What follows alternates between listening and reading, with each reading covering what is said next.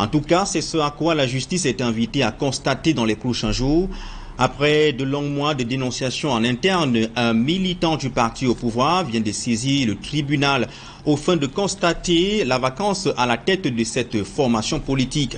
Depuis 40 ans, la présidence du parti est assurée par Paul Biya, qui est aussi le chef de l'État. Mais en l'absence d'un congrès censé renouveler le mandat du principal dirigeant, sa légitimité est remise en question. Cédric Chouna et Donald Brice-Kamgan.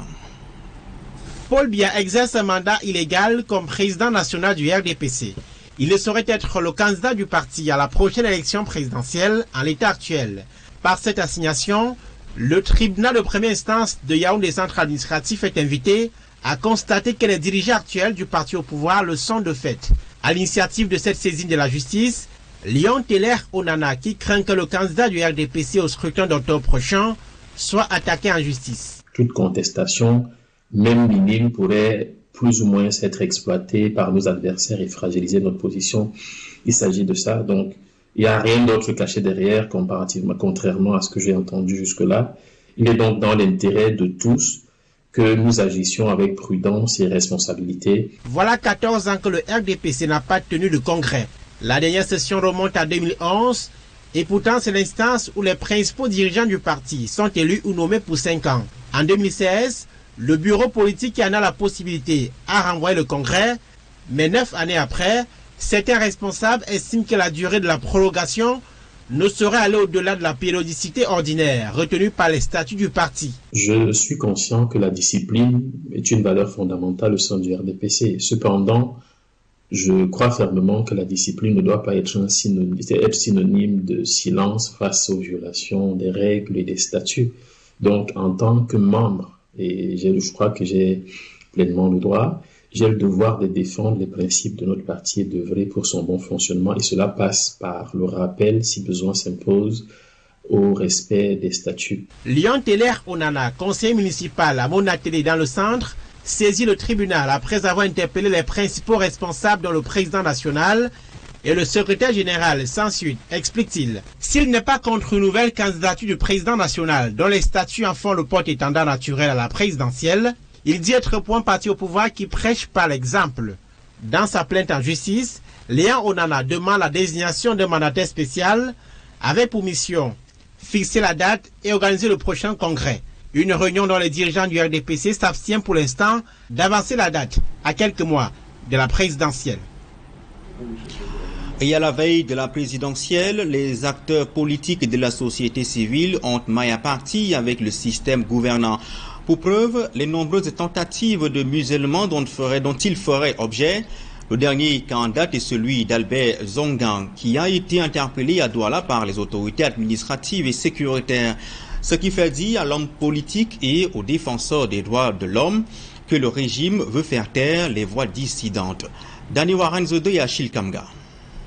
Le régime de Yaoundé est-il résolument décidé à faire taire toute opinion contraire à la sienne? Des signaux indiquent en tout cas qu'il y a comme une tentative de musellement des acteurs de la société civile et des hommes politiques. Dernier cas en date. On m'a dit hier que j'irai avoir un entretien avec le collégien et on m'a rassuré que ça serait juste une visite de courtoisie pour échanger. À ma grande surprise, après avoir attendu plus d'une heure dans sa salle d'attente, on est venu me dire que c'était pour m'entendre. Et j'ai dit que mais je ne sais pas sur quel sujet on va m'entendre et je n'ai pas été convoqué, je ne suis pas avec mes avocats. Un scénario qui vient s'ajouter aux précédents agissements des bras séculiers du régime et qui inquiète à plus d'un titre. Parce que nous sommes à un niveau où le régime devait être aujourd'hui en train de chercher comment calmer le jeu. Comment trouver une solution pour que le Cameroun ne s'éclate pas. Ça, ce sont des signes de faiblesse d'un régime qui est en train de se crouler. Et c'est bien orchestré parce que ceux qui ont la charge de ce pouvoir aujourd'hui sont en train de tout faire pour récupérer le pouvoir. Pour les défenseurs des droits de l'homme, le Cameroun a reculé de plus de 3 décennies en matière de liberté d'expression et de démocratie. Lorsque vous voyez qu'en 1990, il y a eu une ère de démocratie, il y a eu des lois de liberté qui ont été publiées, promulguées par le chef de l'État. Aujourd'hui, on ne parvient même plus à se réunir, on ne parvient pas à parler. moi je pense que nous sommes en train de tourner vers une dictature. Voilà qui fait craindre le pire si les uns et les autres s'obstinent à étouffer la parole des Camerounais. Je crois qu'ils sont en panne d'idées et ils savent que tout est cuit.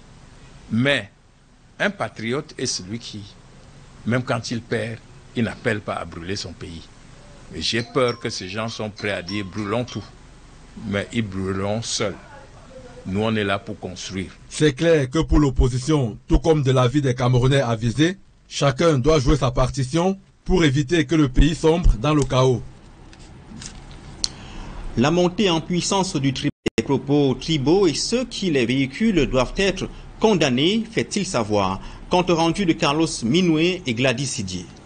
Le terrible drame de Balda, par Soulé des Rois, dans le département du Mayo-Tanaga, à l'extrême nord du Cameroun, où 2 chercheurs et leurs guides ont été brûlés vifs par les populations, aurait pu être évité. Et alors que nous sommes encore à attendre que l'enquête ouverte fasse toute la lumière sur cette affaire, nous avons été désagréablement surpris que la ministre de la Recherche scientifique et de l'Innovation se fende d'une déclaration.